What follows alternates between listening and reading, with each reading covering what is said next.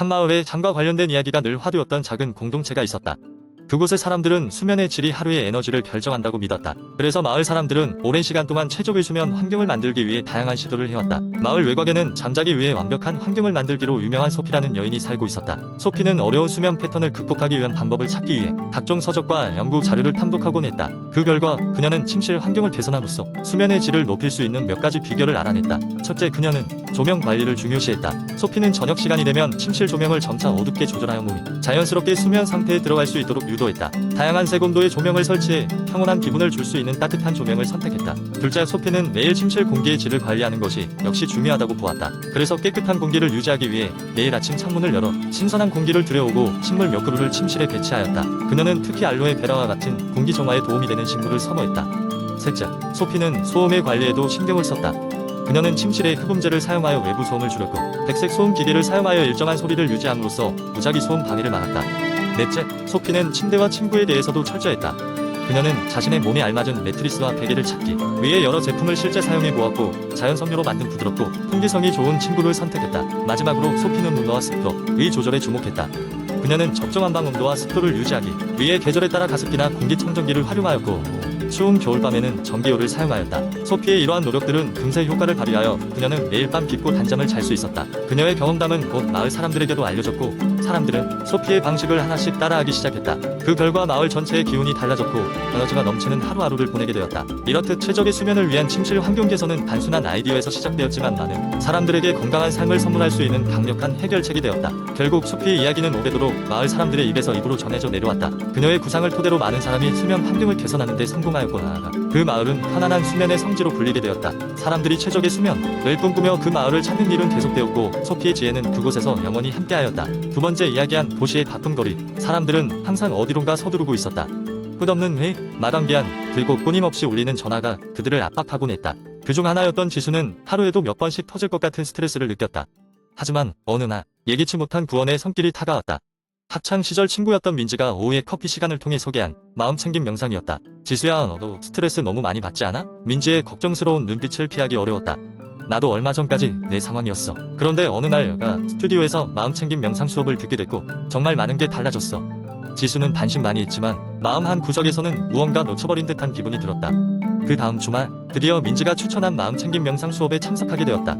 고요한 음악과 부드러운 조명이 지수를 맞아주었다. 강사는 천천히 숨을 깊게 쉬며 자신의 모든 신경을 호흡에 집중하도록 지도를 했다. 처음에는 다소 어려웠다. 지수의 머릿속은 일의 마감, 처리해야 할 업무, 그리고 집안의 여러 문제들로 가득 차 있었기 때문이다.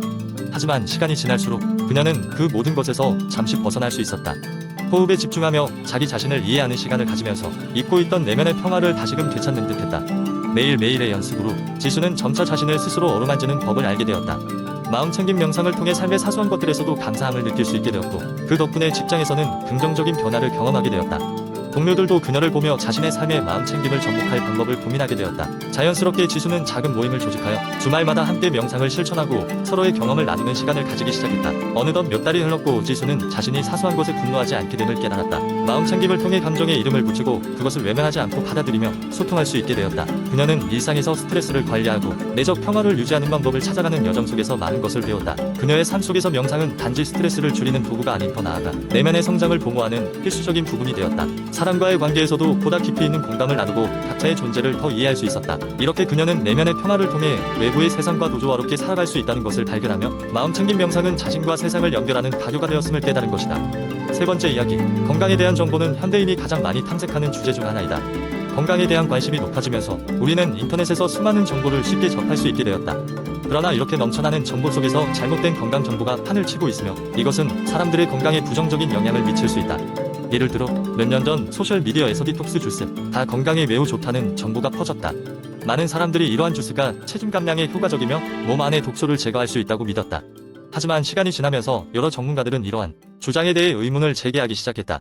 사실 디톡스라는 개념 자체가 과학적으로 뒷받침되지 않으며 주스 다이어트가 오히려 신체에 필요한 영양소를 결핍시킬 수 있다는 점이 밝혀졌다. 이처럼 인터넷에서 잘못된 건강 정보를 접할 때 우리는 어떻게 그것을 걸러낼 수 있을까? 우선 정보를 확인할 때 가장 기본적인 방법은 출처를 확인하는 것이다. 정보를 제공한 사람이 전문가인지 혹은 공실력 있는 기관인지 여부를 검토하는 것이 중요하다.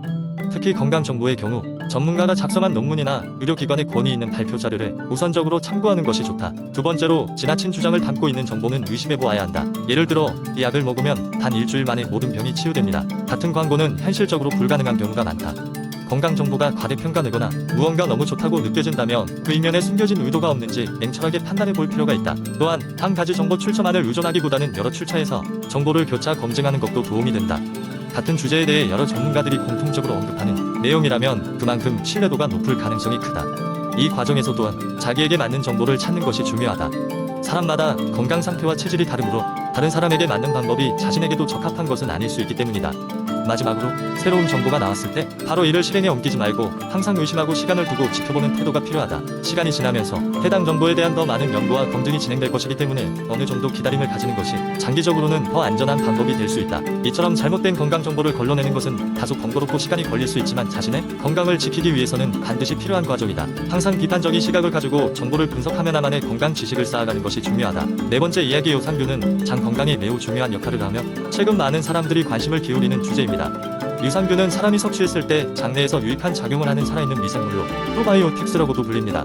이러한 유산균은 주로 요구르트, 김치, 치즈 등 발효식품에 포함되어 있으며 건강 보조식품의 형태로도 흔히 접할 수 있습니다.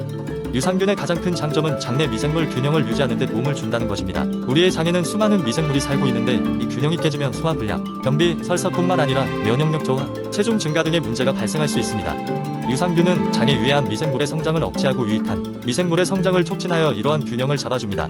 또한 유산균은 소화 과정을 개선하는 데도 기여합니다.